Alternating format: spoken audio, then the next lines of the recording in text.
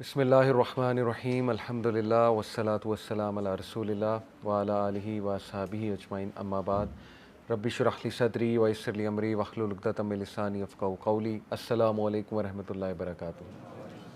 جزاکم اللہ خیر، thank you so مچ۔ آج کی کلاس میں انشاءاللہ ہم رسول اللہ صلی اللہ علیہ وسلم کی برتھ سے لے کے ان کا چائلڈہڈ ڈسکس کریں گے۔ لاسٹ کلاس میں نے رسول اللہ صلی اللہ علیہ وسلم کا شجرہ نسب ڈسکس کیا تھا، اور وہ بہت ضروری ہے کہ آپ لوگوں کو پتہ ہو کہ ان کے آباء و اجداد کون تھے۔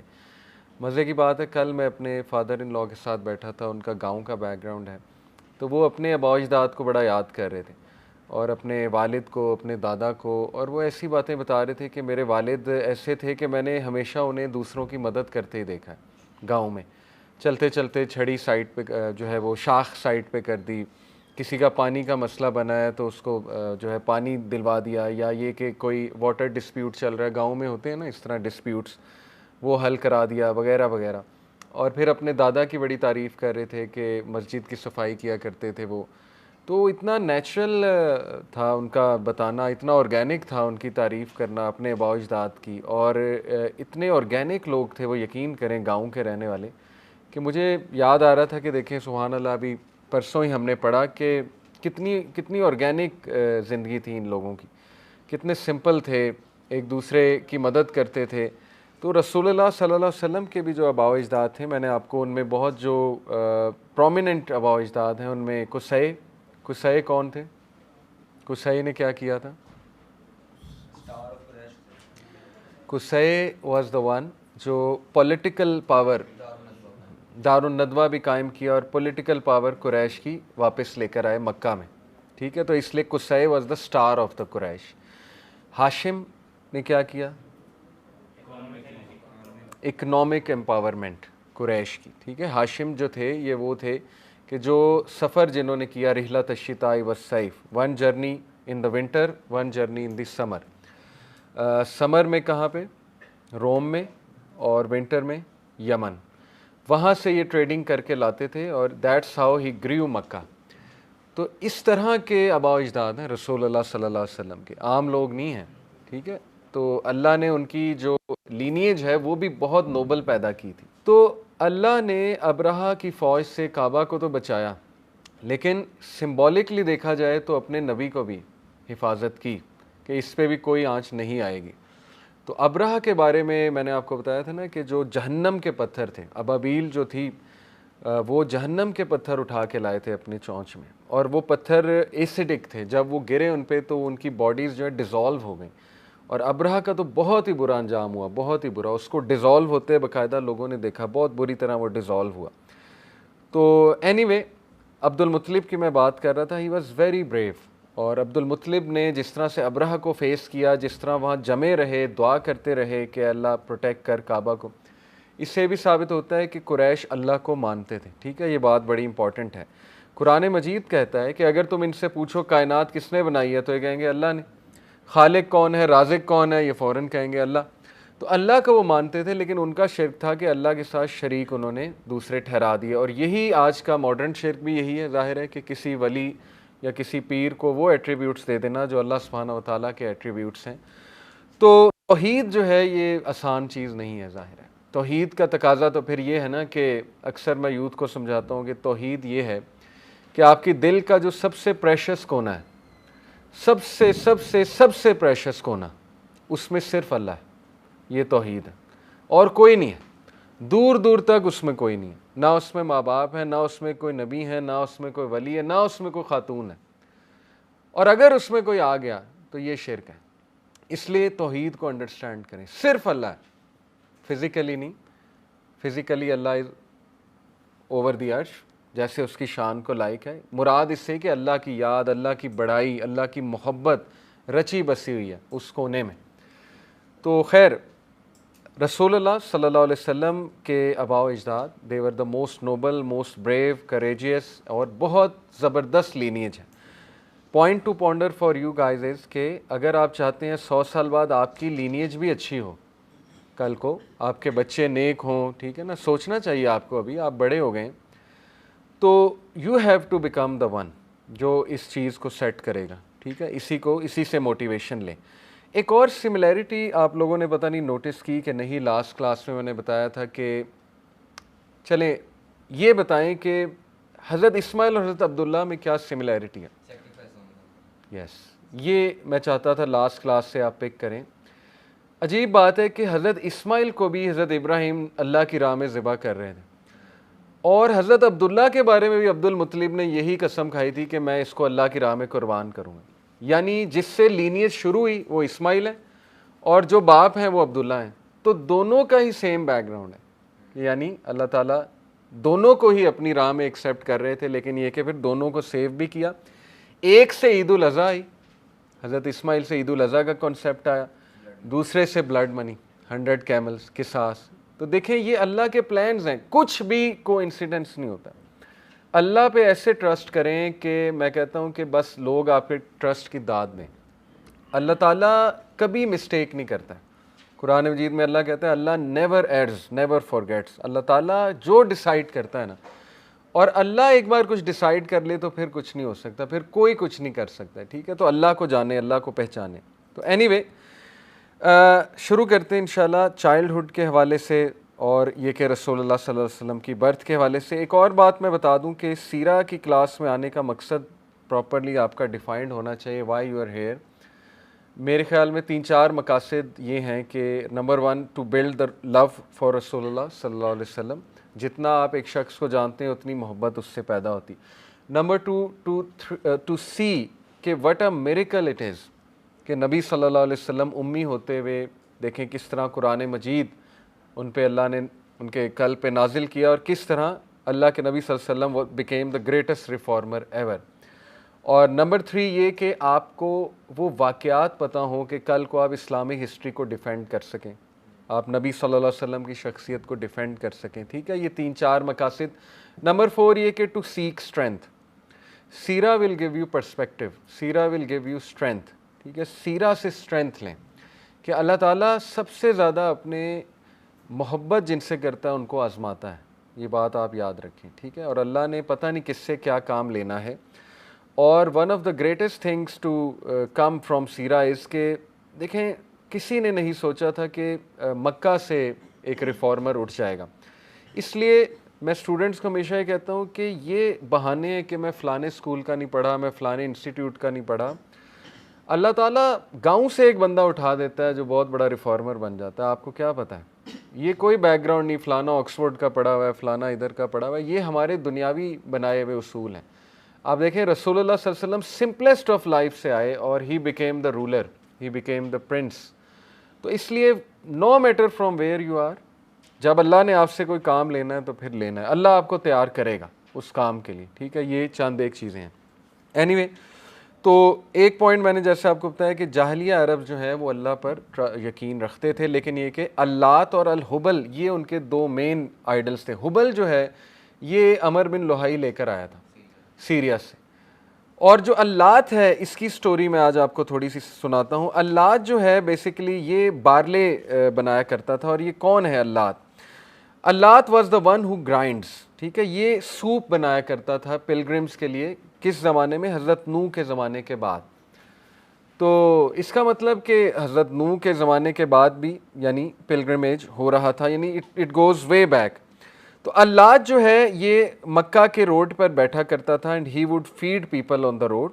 جب وہ فوت ہوا تو لوگوں نے کہا اس کو کمیموریٹ کرتے ہیں. وہ پھر بات بڑھتے بڑھتے بت بن گیا اس کا، اور پھر بت پرستی شروع ہو گئی. ظاہر ہے نالج لاسٹ ہو گیا. اس دور میں کتابیں وغیرہ تو اتنی نہیں لکھی جاتی تھی، اور لوگوں نے اس کو شریک ٹھہرا دیا اللہ تعالیٰ کا. تو اللات ان کا ایک بہت بڑا فالس گاڈ بن گیا، یعنی قریش مکہ کا. اور حبل. اب ڈسکس تھوڑا سا ہم یہ کرتے ہیں کہ عربیہ ہی اللہ نے کیوں چوز کیا، رومنز کو کیوں نہیں چوز کیا، یا پرشینز میں سے کوئی نبی کیوں نہیں آیا، حالانکہ وہ سپر پاورز تھیں. ٹھیک ہے نا. سب سے پہلے تھوڑی سی میں ہسٹری آپ کو ریوزٹ کرا دوں. اچھا ہے آپ کو ذرا ہسٹری بھی پتہ ہونی چاہیے رومنز اور پرشینز کی. دیکھیں عربیہ جو ہے یہ مڈ میں ہے. ٹھیک ہے، اور عربیہ کے لیفٹ پہ چلے جائیں، ویسٹ میں چلے جائیں تو کیا ہے؟ میپ تھوڑا سا یاد ہے آپ کو؟ سعودی عربیہ کے اوپر کیا ہے؟ نارتھ پہ. ورلڈ میپ دیکھا کریں، بہت دیکھا کریں. نارتھ اوپر عراق، تھوڑا سا ادھر چلے جائیں نارتھ ایسٹ کی طرف تو پرشیا ہے یعنی ایران، ٹھیک ہے. تھوڑا سا ادھر نارتھ ویسٹ کی طرف چلے جائیں تو شام ہے، شام کا علاقہ ہے، اردن، فلسطین، شام، آج کے یہ ماڈرن علاقے ہیں، ٹھیک ہے نا. اسی طرح میڈیٹیرین سی بیچ میں آ جاتا ہے، پتہ ہے آپ کو؟ میڈیٹیرین سی بیچ میں، میڈیٹیرین سی کے لیفٹ پہ کیا ہے؟ ٹرکی کا علاقہ، ٹھیک ہے نا. ٹرکی، اس سے نیچے آ جائیں تو افریقہ ہے. تو یہ جو بائزنٹائن امپائر تھا یہ اصل میں ٹرکی میں تھا. کانسٹینٹینوپول، سینٹ کانسٹنٹائن، یہ بہت بڑا بادشاہ تھا رومنس کا، اس نے یہاں پہ ایک سلطنت قائم کی تھی. بائزنٹائن امپائر یہ بن گیا حضرت عیسیٰ کے تقریباً 250 سال بعد، سینٹ کانسٹنٹائن نے، ٹھیک ہے. تو یہ دونوں آپس میں بہت دشمن تھے، بائزنٹائن اور سیسنڈ امپائر. سیسنڈ امپائر جو ہے یہ پرشین امپائر ہے. اس وقت دنیا کی 2 سپر پاورز یہی تھی. چائنیز تھے لیکن وہ کوئی اتنی خاص سپر پاور نہیں تھی. چائنیز آرام سے اپنی زندگی بسر کر رہے تھے، باقی اور ہندوز بھی تھے لیکن وہ بھی کوئی خاص سپر پاور نہیں تھی. ان دو سے سارے ڈرتے تھے کہ رومن سے اور سیسنٹ سے پنگا نہ لو، لیکن ان کی آپس میں بہت وارز ہوتی تھی. انٹرسٹنگلی اب میں آپ کو بتاتا ہوں، میں نے جیسے کہا نا کوئی بھی چیز کو انسیڈنٹس نہیں ہوتی، اللہ تعالیٰ کا پرفیکٹ پلان ہوتا ہے. سورہ روم نازل ہوتی ہے 615 سن عیسوی میں، تقریباً 614 سن عیسوی میں کہہ لیں.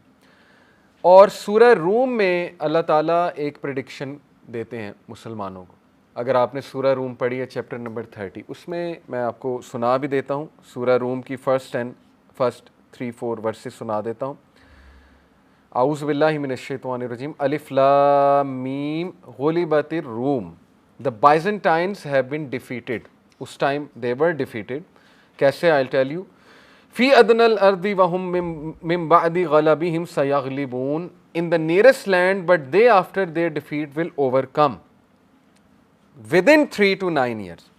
فی بضع سنین للہ الامر من قبل ومن بعد.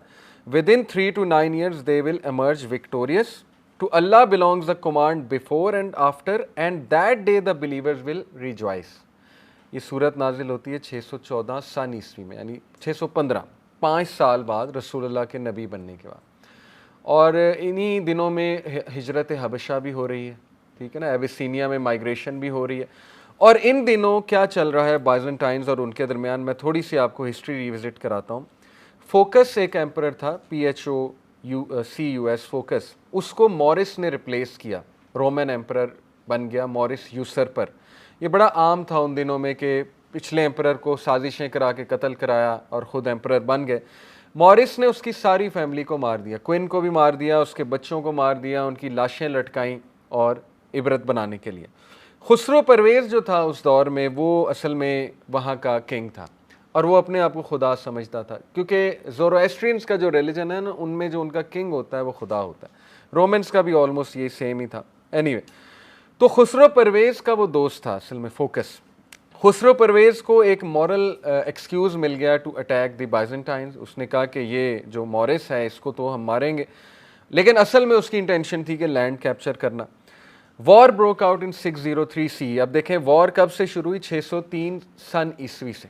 ابھی رسول اللہ صلی اللہ علیہ وسلم جو ہے ان کو 7 سال ہیں نبی بننے میں، ٹھیک ہے.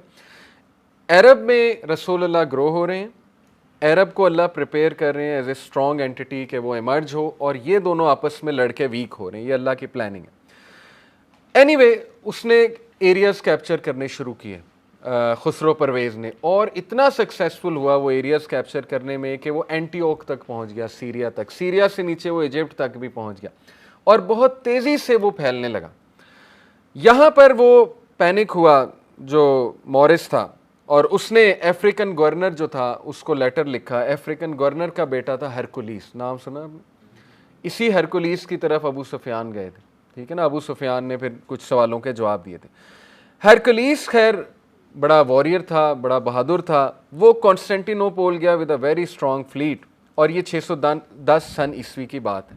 خسرو خیر وار کو کنٹینیو کرتا گیا، اور عجیب بات یہ ہے کہ کرسچنز نے اور جیوز نے خسرو کا ساتھ دیا، کیونکہ یہ جو چیلسیڈونین کرسچنز تھے ہرکولیس والے، یہ بہت شفاق قسم کے کرسچنز تھے، اور یہ قتل و غارت کرتے تھے ہر اس کرسچن کی جو ان سے ڈس ایگری کرتا تھا، سچ ایز نیسٹورینز اینڈ جیکوبینز. یہ 2 فرقے تھے کرسچنز کے اس ٹائم پہ. تو جیوز کو تو ویسے ہی آپ کو پتہ ہے کہ ڈھونڈ کے لوگ مارتے تھے، کیونکہ جوز ان کے نزدیک تو اللہ معاف کر حضرت عیسیٰ کے قاتل ہے، حالانکہ ہمارا عقیدہ نہیں، حضرت عیسیٰ کو تو اللہ نے اس سے پہلے یہ چھوتے غلیظ لوگ، حضرت عیسیٰ کو اللہ نے ویسے ہی اٹھا لیا. تو نیسٹورین، جیکوبینز اور جوز نے بھی ان کو جوائن کیا، خسرو پرویز کو، یہاں تک کہ 26,000 جوز خسرو پرویز کی فوج میں تھے، 26,000 جوز. اینی وے ایرانینز نے اینٹیوک کو بھی آکوپائی کیا، ڈیماسکس کو بھی کیپچر کر لیا 613 سن عیسوی میں، جیروسلم کو بھی کیپچر کر لیا، یہاں تک کیپچر کیا کہ خسرو پرویز جو تھا اس نے کرسچنز کا ایک عقیدہ تھا کہ یہ جو کراس ہے یہ اوریجنل کراس ہے جس میں حضرت عیسیٰ کو لٹکایا گیا تھا اور سولی چڑھایا گیا تھا، وہ اوریجنل کراس وہ اپنے وہاں لے گیا پرشیا میں.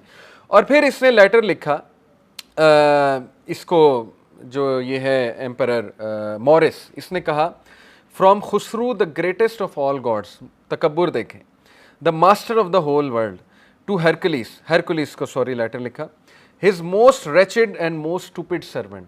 ہرکولیس کو کہا کہ تم بہت اسٹوپڈ سرونٹ ہو میرے. You say that you have trust in your lord, why didn't then your lord save Jerusalem from me. یعنی اس کا تکبر کس لیول کا تھا، اس نے یہ لیٹر لکھا.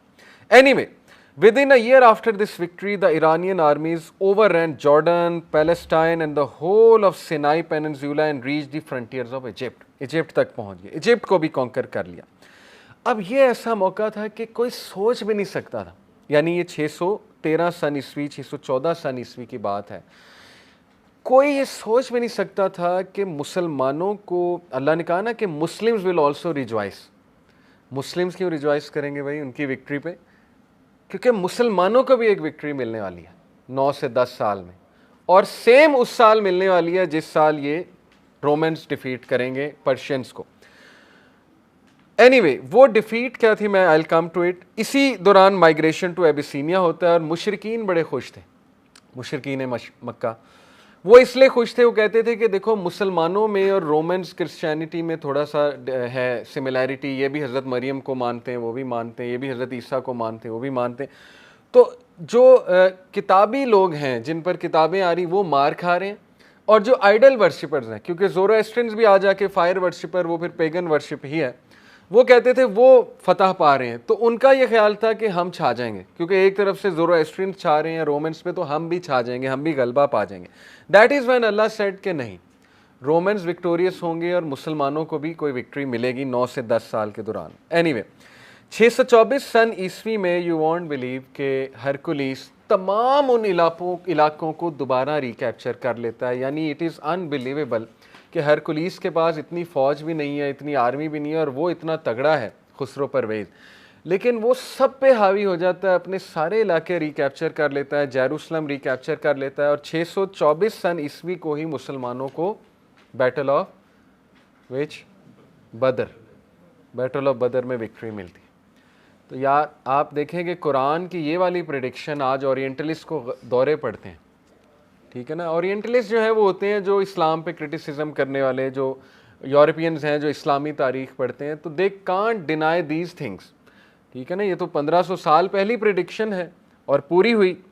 اینی وے 628 سن عیسوی میں حدیبیہ ہوتا ہے، اور 628 سن عیسوی میں actually all of the Persian empire falls in the sense کہ تمام کے تمام علاقے ہرکولیس واپس کیپچر کر لیتا ہے. اور 628 سن عیسوی میں جو حدیبیہ ہوتی ہے اس کو اللہ نے کیا ٹائٹل دیا؟ فتح مبین. یعنی کتنی سملیرٹی ہے، ایک طرف سے مسلمانوں کو فتح مبین ہو رہی ہے اور دوسری طرف سے ٹوٹلی کرسچن جو ہے وہ چھا جاتے ہیں. اور امیجن کہ یہ لوگوں نے آپس میں کتنی لڑائی کی ہے، لیکن ان دونوں کو خالد بن ولید جو ہے سنگل ہینڈڈلی مسلمانوں کے ساتھ مل کے شکست دیتے ہیں. ان دونوں کے خلاف بھی ایک بیٹل ہے، وہ ابھی میرے ذہن میں نہیں، لیکن آئی ول ٹیل یو جب وہ ریلیونٹ ہوگی. اور خالد بن ولید از انڈیفیٹڈ. پرشینز کو 15 دن میں نیست و نابود کیا، 15 دن میں خالد بن ولید نے. ان کو مہینے میں میکسیمم 25 دن میں جو رومنس تھے. ہرکلیز جو ہے اس کی ٹانگیں کام گئی تھی جب اس کو پتہ لگا کہ خالد بن ولید اور مسلمانوں کی فوج یہاں تک آ گئی. بلکہ میں آپ کو ایک انٹرسٹنگ بات بتاؤں کہ ابو سفیان کے کان میں ہرکلیس نے ایک بات کی تھی کہ جس سے ابو سفیان بھی جو ہے وہ ہل گئے تھے. سارے سوالات پوچھ کے ہرکلیس نے ابو سفیان کے کان میں کہا تھا کہ واللہ، اللہ کو تو مانتا، اس نے کہا کہ اللہ کی قسم تمہارا نبی یہاں آئے گا جدھر میں کھڑا ہوں، اور وہ اس کو فتح ہوگی. اور یہ لینڈ ہمارے ہاتھ سے جائے گا، کیونکہ اس نے کہا کہ یہ سچا نبی ہے اور تمہارے لیے بہتر ہے عربس کے لیے کہ تم اس کو فالو کرو۔ اور اس کے بعد تاریخ کی کتابوں میں آتا ہے، پتہ نہیں کتنا اوتھینٹک ہے لیکن یہ کہ میں نے پڑھا ہے، تاریخ کی کتابوں میں آتا ہے کہ ہرکلیس نے ایک کمیٹی بلائی اور اس نے کہا کہ یہ نبی سچا ہے لیکن ماننا ہے کہ نہیں ماننا ہے، تو وہ کمیٹی اس کے خلاف ہو گئی۔ کرسچن ظاہر آپ کو پتہ ہے بہت زیادہ اس ٹائم پہ پریجوڈیس تھے، سوال ہی نہیں پیدا ہوتا۔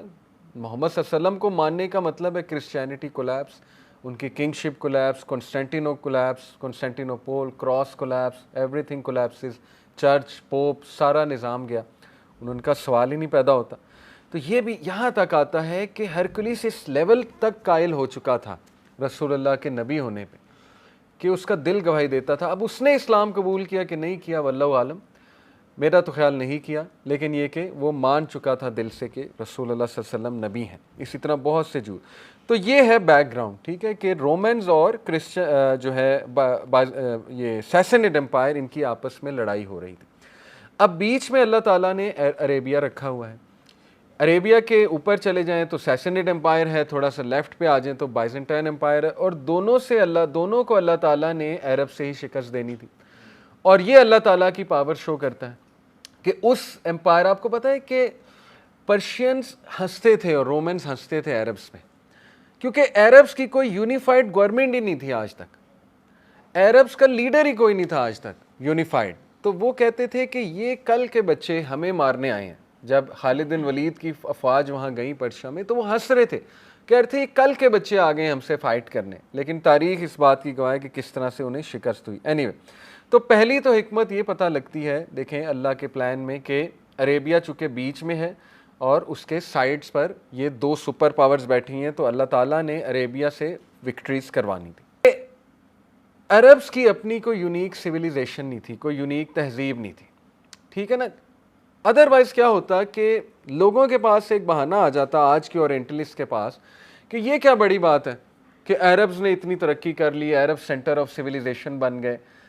اگر عربز کا کوئی کنیکشن ہوتا رومن سے یا پرشین سے، سمجھ رہے نا آپ اس پوائنٹ کو، یہ بالکل اسی طرح ہے کہ میں آپ کو کہوں کہ لاہور سے کوئی سائنٹسٹ کھڑے ہو گئے، آپ مان لیں گے، لیکن اگر میں کسی اور علاقے کا نام لوں گا، چھوٹے علاقے کا، آپ کے لیے مشکل ہوگا ہضم کرنا۔ تو Arabs went on to form such an awesome civilization، Baghdad, بیت الحکمہ، یہ آپ کو ہسٹری پتہ ہونی چاہیے، تھوڑی سی ریوزٹ بھی کرا دیتا ہوں۔ یاد رکھیں کہ حضرت علی رضی اللہ عنہ کے بعد امیدز came into power۔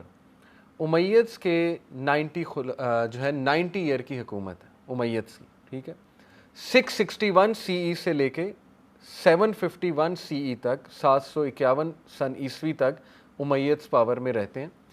امیدز کے جو پہلے خلیفہ ہیں وہ امیر معاویہ ہیں رضی اللہ تعالیٰ عنہ، اور ان کے جو آخری ہیں وہ وہ ہیں مروان 3 کہتے ہیں انہیں۔ ویسے امیر معاویہ کے بعد پھر وہ یزید آ گیا، پھر اس کے بعد مروان بن حکم آ گئے، پھر عبد الملک بن مروان آ گئے، پھر ولید بن عبد الملک آ گئے، ٹھیک ہے نا، پھر سلیمان آ گئے، پھر ایک زبردست کیلف آئے، 5th رائٹس کیلف جنہیں کہتے ہیں، کوئی بتائے گا نام؟ عمر بن عبد العزیز۔ عباسد صرف ان کی عزت کرتے تھے، عمر بن عبد العزیز کی بہت آپس میں دشمنی تھی۔ عباسد جو ہے نا یہ بنو عباس سے ہیں۔ تو اینی وے، عباسد جو ہے یہ 751 سی ای میں آئے۔ امیدز نے اصل میں اسلامک امپائر کو ایکسپینڈ کیا، یہ بات یاد رکھیں۔ ولید بن عبد الملک جو 705 سے لے کے تقریباً 715 تک خلیفہ رہا، 10 سال تقریباً۔ ولید بن عبد الملک کے دور میں اسپین فتح ہوا، طارق بن زیاد 711 سن عیسوی میں اسپین کو فتح کرتے ہیں، اور 712 سن عیسوی میں محمد بن قاسم جو ہے وہ ملتان تک، سندھ تک پہنچ جاتے ہیں، ٹھیک ہے، یہ ہم نے پڑھا ہے تاریخ کی کتابوں میں۔ محمد بن قاسم جو ہے وہ نیفیو ہیں حجاج بن یوسف کے۔ حجاج واز اے ویری سفاک آپ کہہ لیں کمانڈر تھا، جس نے بہت مظالم کیے، اس لیول کے مظالم کیے کہ عبداللہ بن زبیر کو بہت بے دردی کے ساتھ شہید کیا۔ عبداللہ بن زبیر کون ہے؟ حضرت ابو بکر کے نواسے، حضرت اسماء بنت ابی بکر کے بیٹے۔ تو سوچیں کہ حضرت اصل میں عبداللہ بن زبیر وہاں سے کھڑے ہو گئے تھے ایز اے خلیفہ. یہ تھوڑی سی میں ہسٹری آپ کو ریوزٹ اس لیے کرا رہا ہوں کہ یو شوڈ اپریشیٹ کہ عربز کا کتنا رول ہے اب تک جو انسانی ایک کہہ لیں تہذیب کی جو اچیومنٹس ہیں اس میں عربز کا بہت بڑا رول ہے. لیکن یہ تھوڑے سے سائیڈ نوٹ پہ میں باتیں بتا رہا ہوں تاکہ آپ ہسٹری سے ذرا پرسپیکٹیو لے سکیں, ٹھیک ہے نا. کبھی کبھی آپس میں لڑائیاں ہو جاتی ہیں, مسلمانوں کی ہسٹری میں بہت لڑائیاں ہیں, اس میں کوئی ڈاؤٹ نہیں ہے. لیکن اگر آپ رومنس کی ہسٹری پڑھیں گے تو آپ ہل جائیں گے. مسلمانوں کی تاریخ میں کچھ بلڈ شیڈ نہیں ہے کمپیئر ٹو رومنس. ہمیں وہ یہ کہتے ہیں نا کہ تو آپ کی تو خون خرابہ ہے ہسٹری میں, تو کبھی آپ ان کی ہسٹری کھول کر دیکھیں. آپ نے دیکھا یہ ٹی وی سیریز میں وہ دکھاتے ہیں, ٹھیک ہے نا, اپنی ہسٹری کے کتنا قتل و غارت ہوئی ہے, کتنا کچھ ہوا ہے. لیکن اینی وے بڑے دردناک واقعات ہوئے. حجاج بن یوسف نے بہت بے دردی سے عبداللہ بن زبیر کو شہید کیا تاکہ امیدز کی گورنمنٹ سٹرونگ ہو سکے.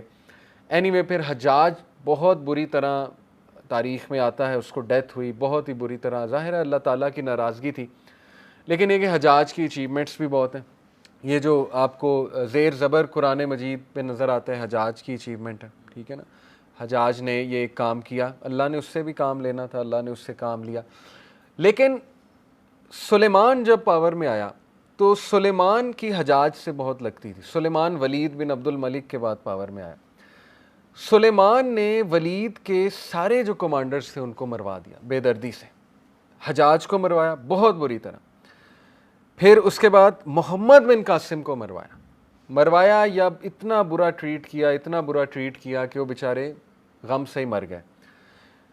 طارق بن زیاد جیسے جنرل کو سلیمان نے بہت بے دردی کے ساتھ وہاں سے لا کے, یعنی تاریخ کی کتابوں میں آتا ہے کہ طارق بن زیاد جو ہے وہ بھیک مانگتے نظر آتے تھے وہاں کی گلیوں میں, بغداد کی غالباً گلیوں میں. اور بغداد نہیں میرا خیال جو ان کا سینٹر تھا اس وقت, میرے ذہن سے ابھی نکل گیا. بہرحال یعنی اس لیول کی آپ کو مسلمان تاریخ میں چیزیں نظر آئیں گی. But anyway having set all these things aside, Arabs نے دنیا کو کیا دیا یہ آپ سوچیں, اور اس سے آپ پرسپیکٹیو لیں کہ یہ ساری کی ساری پاور قرآن کی ہے جو عربز نے دنیا کو دیا. کیونکہ مورخین لکھنے والے یہ کہتے ہیں کہ تاریخ میں ایسی مثال نہیں ملتی کہ 80 سال کے اندر 80 ایئرس کے اندر ایک قوم پوری دنیا آلموسٹ پوری دنیا پہ غلبہ پا جاتی ہے.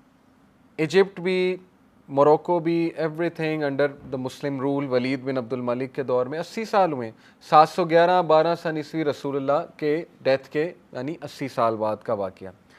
دوسرا یہ کہ جس لیول پہ انہوں نے سائنس میں ترقی کی ہے وہ ابھی میں آپ کو تھوڑا گنانا شروع کرتا ہوں. تو بہرحال امیدز نے پولیٹیکلی سٹرونگ کیا اسلامک امپائر کو, یہ ان کو کریڈٹ جاتا ہے. بہت زیادہ انہوں نے کانکویسٹ کیے. سٹرونگ ایڈمنسٹریٹر عبد الملک بن مروان ایک نام ہے. مسلم کرنسی انٹروڈیوس کرنے والا عبد الملک بن مروان ہے. اس سے پہلے رومن کرنسی یوز ہوتی تھی, پتہ آپ کو, ایون مسلم کنٹریز میں. رومنس سے نجات لی اس نے, مسلم کنٹری دینار انٹروڈیوس کیا اس نے, عبد الملک بن مروان نے. عبد الملک بن مروان نے ڈوم آف دا راک بنوایا مسجد اقصیٰ کا. عبد الملک بن مروان نے سڑکیں پکی کرائیں حج تک جو آتی ہیں. عبد الملک بن مروان نے کعبہ کو ایکسپینڈ کیا, مسجد اقصیٰ کو اس نے ایڈون کیا, سجایا. بہت سی بلڈنگز اس نے بنائی, بہت بڑا آرکیٹیکٹ تھا عبد الملک بن مروان. اور اس کے بعد ولید جو ہے اس نے کانکویسٹ جاری کیے, فار لینڈز تک کانکویسٹ جاری کیے. اینی وے اس کے بعد 700 تقریباً 55 سے لے کے 751 میں امیدز کا ڈاؤن فال آ جاتا ہے. لیکن یہ کہ عباسدز آ جاتے ہیں تقریباً 755 میں, دے کیم انٹو پاور. عباسدز میں بہت سے خلفاء گزرے ہیں, ٹو نیم سم. مامون الرشید کا نام سنا, ہارون الرشید, مامون الرشید, منصور, ٹھیک ہے نا, یہ فیمس نام آپ نے سنے گے. متوکل باللہ, ٹھیک ہے نا. اسی طرح آپ نے فاطمدز کا نام سنا ہوگا جو ایجپٹس میں آ گئے تھے. ہششنز کا نام سنا آپ نے, اسیسنز کریڈ پتہ آپ کو. اسیسنز کریڈ گیم جو ہے وہ کہاں سے ہسٹری اٹھائی ہے انہوں نے, ہشاشین سے اٹھائی ہے نا. ہشاشین جو ہے یہ فاطمدز کے اسیسنز تھے, صلاح الدین ایوبی کو مارنے کے لیے انہوں نے جو ہے وہ گرو کیے تھے. اینی وے وہ آگے کی بات ہے. بٹ عباسڈ جو ہے انہوں نے سائنس میں اور تہذیب سویلائزیشن بنانے میں بہت زیادہ گرو کیا مسلم امپائر کو. ہارون الرشید کو بہت کریڈٹ جاتا ہے. ہارون الرشید کے پیرالل عبد الرحمن 3 تھا. اسپین میں، وہ امید تھا. امیدس کی ہسٹری اتنی زیادہ انٹرسٹنگ ہے. تھوڑا سا آف ٹاپک ہم چلے گئے سیرہ سے ہٹ کے، لیکن یہ ضروری ہے آپ کے لیے، ٹھیک ہے؟ آپ کو یہ والی ہسٹری بھی پتہ ہونی چاہیے. عبد الرحمن الداخل کی تاریخ یہ ہے کہ وہ نکل کے بھاگ گئے تھے، آلدو ان کی پوری فیملی کو عباسڈز نے قتل کر دیا. واحد یہ عبد الرحمن بچے تھے جو کہ ولید کے خاندان سے تھے، ولید کے شاید پوتے تھے یا نواسے تھے، ولید بن عبد الملک کے. عبد الرحمن اپنے چھوٹے بھائی کے ساتھ بھاگ گئے، 751 سن عیسوی کی بات ہے. بھاگ کے موروکو چلے گئے، چھوٹے بھائی کو بیچ میں قتل کر دیا تھا، لیکن یہ کہ وہ بھاگ کے نکل گئے. عبد الرحمن نے سنگل ہینڈڈلی 18 سال کی عمر میں اسپین میں جا کے مسلمانوں کو وہاں دوبارہ سے تقویت دی اور دوبارہ سے وہ امپائر قائم کیا، کیونکہ 711 سن عیسوی کے بعد اسپین کا ڈاؤن فال شروع ہو رہا تھا. اسپین پہ فرینچ حملہ کر رہے تھے، انہوں نے جا کے فرینچ فورسز کو بھی ڈیفیٹ کیا اور مسلمانوں کی جو آپس کی لڑائی تھی وہ بھی ختم کرائی. اسی لیے ان کو عبد الرحمن الداخل کہتے ہیں، کیونکہ یہ جس طرح سے انٹر ہوئے اسپین میں اور انہوں نے اسپین کو جا کے سنبھالا دیا. خیر، ان کی اولاد عبد الرحمن 2 اور پھر ان کی اولاد عبد الرحمن 3. تو ہارون الرشید کے ٹائم پہ عبد الرحمن 3 جو تھے وہ وہاں اسپین میں امیدز کے کنگ تھے. تھوڑا سا نا تقسیم ہو گئی سلطنت، اسپین میں امید ڈائنیسٹی قائم تھی اور باقی ساری مسلم کنٹریز میں عباسڈز تھے. لیکن عبد الرحمن کی کوشش یہ تھی کہ ہمیشہ یونائٹڈ ہی نظر آئیں، کبھی بھی انہوں نے اسپین کو الگ اینٹی نہیں شو کیا، بلکہ ہمیشہ یہ کہا کہ نہیں، ہم بھی عباسڈز کے اندر. تو عبد الرحمن 3 جو ہے اس کے دور میں اسپین جول آف دا ورلڈ کہلایا. ایک فرینچ نن تھی، اس نے وزٹ کیا اسپین کو اس دور میں، اور اس نے آ کر کتاب لکھی جس میں اس نے اسپین کو کہا کہ میں نے جول آف دا ورلڈ دیکھ لیا.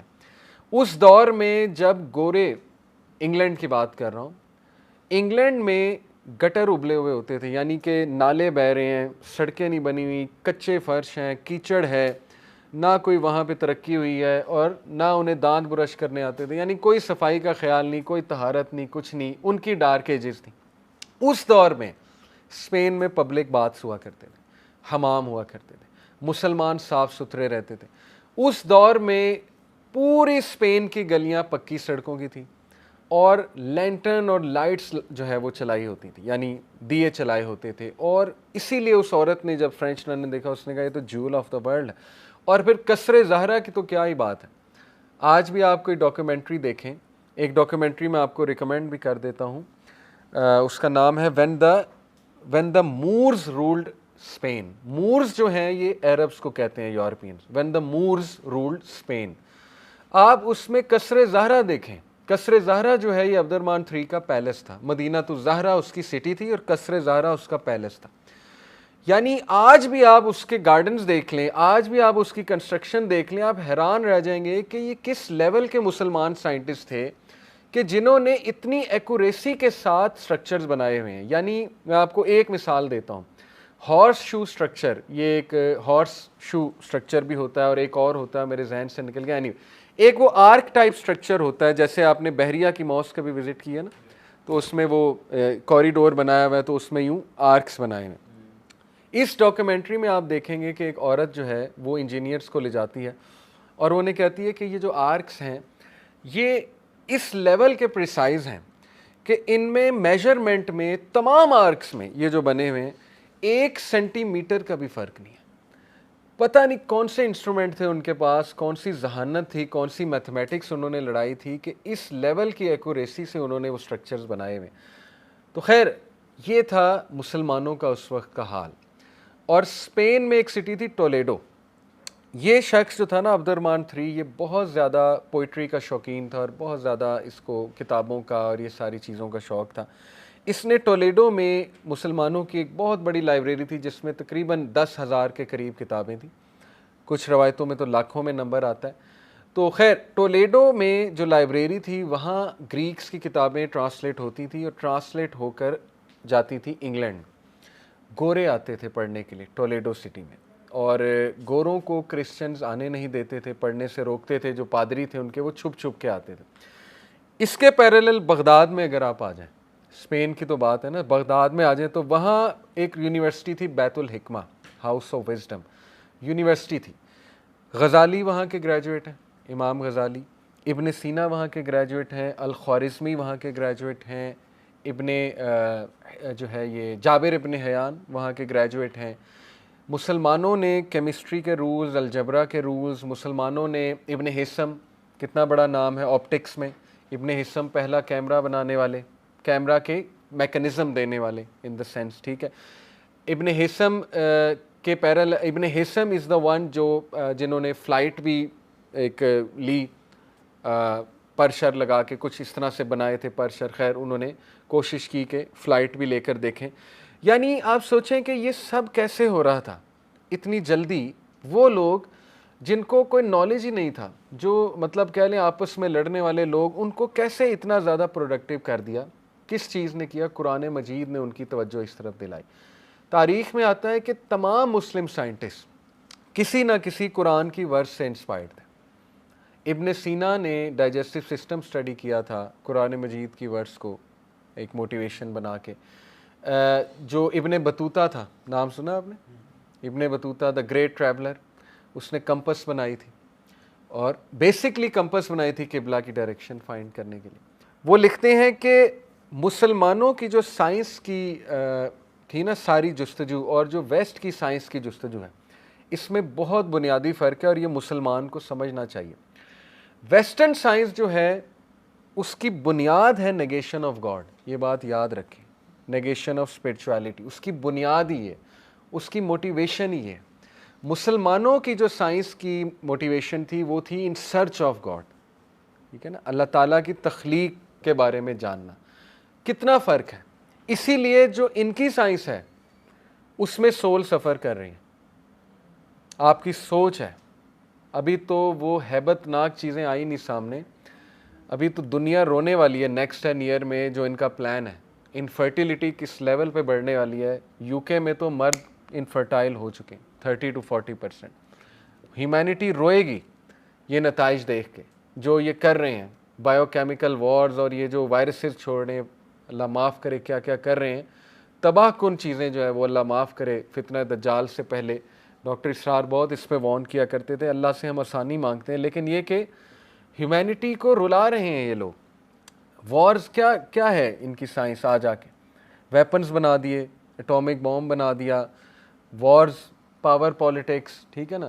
ساری سائنس اور ٹیکنالوجی، ڈرونز، اور یہ نئے نئے ویپنز آ رہے ہیں، نئی نئی آرٹیفیشل اے آئی آ رہی ہے کہ دنیا کو کنٹرول کیا جائے، ڈیٹا لیا جائے دنیا کا. تو دیکھ لیں ان کی سائنس آ جا کے یہ ہے. مسلمانوں کی science was actually in the benefit of humanity, truly for the benefit of humanity, کہ ہیومن بینگز بینیفٹ ہو جائیں. اس لیے یہ بھی بڑا دکھ ہوتا ہے کہ سائنس اب ان کے ہاتھ میں چلی گئی ہے، حالانکہ یہ میراث تو مسلمانوں کی تھی. تو مسلم یوتھ کو اس طرف بھی توجہ دینی چاہیے کہ ہمیں اس طرف بھی آگے آنا ہے، اس میں بھی ہمیں قدم بڑھانا ہے. لیکن اس کے پیچھے موٹیویشن وہی ہونی چاہیے جو ان سائنٹسٹ کی تھی، ابن سینا ٹائپ لوگوں کی، کہ basically they were inspired by the Quran and they wanted to study the creation of Almighty Allah. یہ ہے اصل میں بہت بنیادی فرق. تو لیکن یہ بتانے کا مقصد یہ ہے کہ دیکھیں عربز نے ساری بکس ٹرانسلیٹ کی گریکس کی انٹو ادر لینگویجز، اور ان سے وہ بکس ٹرانسلیٹڈ لیں گوروں نے. اس لیے they owe a lot to Muslims. They cannot turn down Muslims. They cannot say کہ یہ لوگ تو ان پڑھ ہیں، جاہل ہیں، اور یہ ہیں اور وہ ہیں. لیکن ظاہر ہے کہ آج مسلمانوں کا ڈاؤن فال ہے. تو یہ بات یاد رکھیں کہ ویسٹرن پروپیگنڈا یہ ہے آپ لوگوں کے لیے کہ وہ آپ لوگوں کو یہ ہمیشہ یاد کراتے ہیں یا یہ باور کراتے ہیں کہ تاریخ شروع امریکہ سے ہو رہی ہے. تو نیور کم ان دس پروپیگنڈا کہ تاریخ امریکہ سے نہیں شروع ہو رہی، تاریخ تو وہاں سے شروع ہو رہی ہے، رسول اللہ صلی اللہ علیہ وسلم، اور وہاں سے مسلمانوں کا جو ہے وہ اپلفمنٹ شروع ہو رہی ہے. بعد میں ڈاؤن فال آیا، یہ ایک الگ بات ہے. تو یہ ہے خلاصہ. ایک سائڈ پہ میں نے آپ کو ہسٹری بتائی کہ دیکھیں عربز کے تھرو اللہ نے کیا کام لیا، اور اگر نبی رومنس کی طرف یا پرشین کی طرف آتا اور وہ تگڑی سویلائزیشن بن جاتے تو آج اورینٹلسٹ کے پاس ایک بہانہ ہوتا یہ کہنے کا کہ یہ کیا کمال ہے، یہ تو گریکس کی جو ہے پچھلی چیزیں لے کر آپ لوگ گروم کر گئے. لیکن ایسا نہیں ہے. انہوں نے بہت سی چیزیں عربز نے نئی ایجاد کی، بہت سے لوگوں کو موٹیویٹ کیا، اور باقاعدہ ان کی چیزوں کو آگے لے کر گئے، اور بہت کم عرصے میں لے کر گئے. اصل پوائنٹ یہ ہے بہت کم عرصے میں لے کر گئے، ٹھیک ہے. تو یہ بھی اللہ تعالیٰ کی طرف سے ایک حکمت تھی کہ عربز کی طرف نبی آئے گا. اور عربز ایک تہذیب قائم کریں گے اور عربز ایک سویلائزیشن بنیں گے. ٹھیک ہے, یہ ہے بہت, یہ اتنا امپورٹنٹ پوائنٹ میں نے آپ کو بتایا ہے کہ آپ کسی بھی دہریے سے, ایتھیسٹ سے, یا کسی ایسے بندے سے جو ویسٹ سے بہت انسپائرڈ ہے, آپ اسے ایک تاریخ ری وزٹ کرا سکتے ہیں اور آپ اسے یہ باور کرا سکتے ہیں کہ دیکھو یہ بھی قرآن کی پاور ہے, the impact Quran had on the history. تو یہ بھی ایک بہت اسٹرانگ پوائنٹ ہے ڈیبیٹ کے لیے. ٹھیک ہے, تو عربز نے ایک بہت یونیک سویلائزیشن بنائی. میں بلکہ آپ کو وہ کوٹ بھی بتا دیتا ہوں ول ڈیورنٹ کا. ول ڈیورنٹ نے تہذیب کی جو تعریف کی ہے سویلائزیشن کی, ول ڈیورنٹ نے تعریف ایسے کی کہ civilization is a social order promoting cultural creation. 4 elements constituted. اس نے کہا کہ انسانی جو تہذیب ہے اس کے 4 ایلیمنٹس ہیں. جب تک وہ 4 ایلیمنٹس پورے نہ ہوں اس چیز کو ہم سویلائزیشن نہیں کہہ سکتے. بائی دا وے سویلائزیشن اور کلچر میں فرق آپ کو پتہ ہونا چاہیے. کیا فرق ہے؟ کلچر ان پڑھ لوگوں کا بھی ہو سکتا ہے. کلچر ایک آئیلینڈ پہ لوگ ننگے رہ رہے ہیں ان کا بھی ہو سکتا ہے. ٹھیک ہے نا, کوئی انہیں تمیز نہیں ہے, کچھ بھی نہیں ہے, لیکن یہ کہ ان کا ایک کلچر ہے, ان کا ایک مذہب ہے, ان کی کچھ روایات ہیں, وہ کلچر ہے. سویلائزیشن تھوڑا سا سیکوینشل کلچر ہوتا ہے, تھوڑا سا آپ کہہ لیں کہ ایک تمیز دارانہ کلچر. سویلائزیشن میں آپ کو بلڈنگز نظر آتی ہیں, آپ کو لینگویج نظر آتی ہے اس جگہ کی, آپ کو وہ سویلائزیشن دوسروں پہ حاوی ہوتی نظر آتی ہے. یعنی سویلائزیشن میں تھوڑا آپ کہہ لیں کہ ترقی کا ایلیمنٹ آ جاتا ہے. تو سویلائزیشن کے 4 ایلیمنٹس ول ڈیورنٹ کہتا ہے کہ ہیں. Number 1 political organisation. Political organisation کو وہ ایسے ڈیفائن کرتا ہے, اس سے مراد یہ ہے کہ آپ کی رعایا اور آپ سیم پیج میں ہیں. دس مینس کہ you are politically organised. Number 2 economic provision.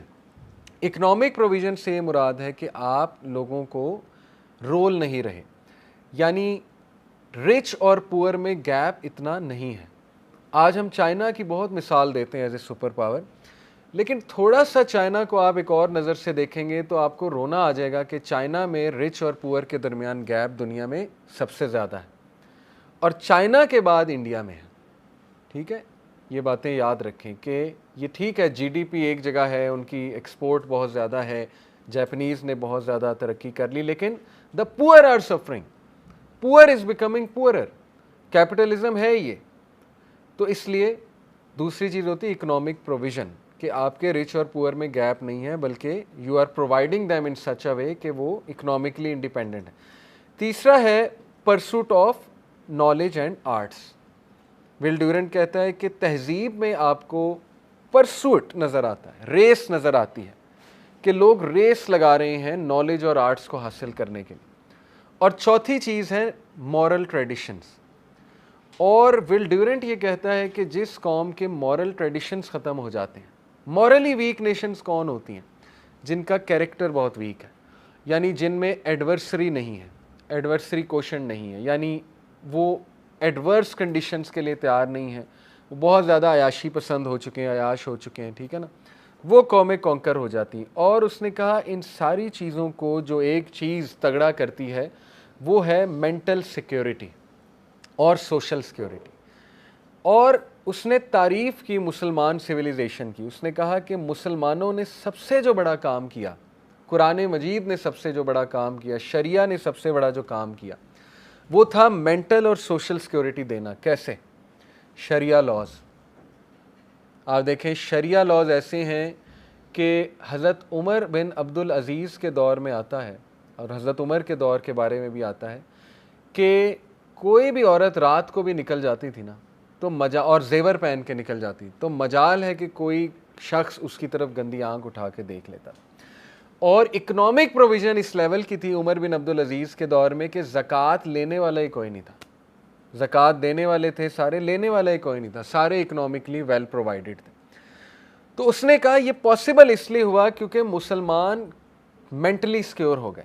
Mentally secure ایسے ہو گئے کہ ایک تو ان میں یونٹی قائم ہو گئی, آپس کی لڑائیاں ختم ہو گئی, نفرتیں ختم ہو گئیں قرآن کی پاور سے, رسول اللہ صلی اللہ علیہ وسلم کی ٹیچنگ سے, توحید کی طاقت سے.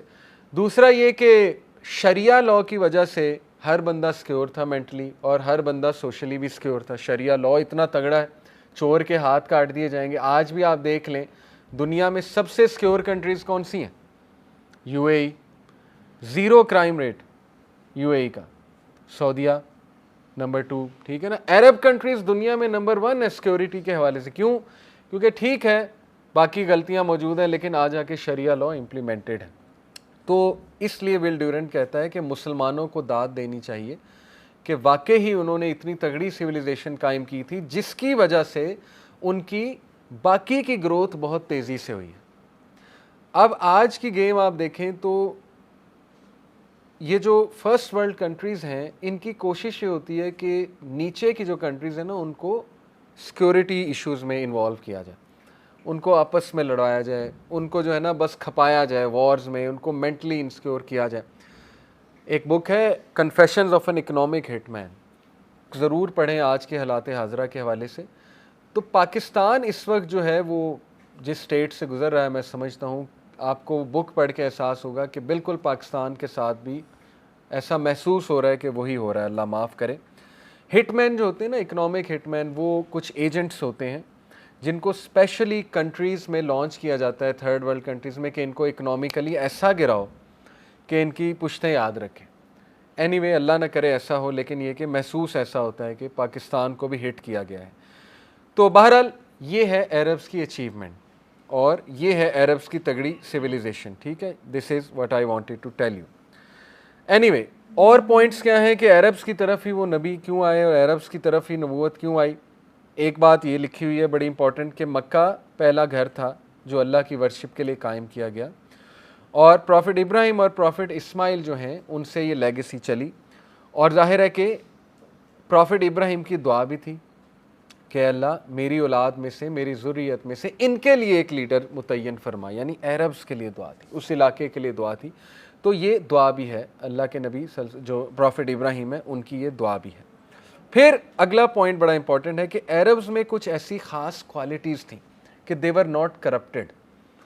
जो रोमन और सैसनिड्स थे ना वो पॉलिटिक्स से इतना करप्ट हो चुके थे कि दे were not at all ready to create such a world order कि जिससे दुनिया में कोई बेहतरी आ सके, यानी इस लेवल की करप्शन उनमें आ चुकी थी। अरब्स अभी तक अनकरप्टेड इन द सेंस थे कि दे वर सिंपल और उनमें कुछ क्वालिटीज़ थी। वो क्वालिटीज़ क्या थी? Bravery and pride, they were not cowards.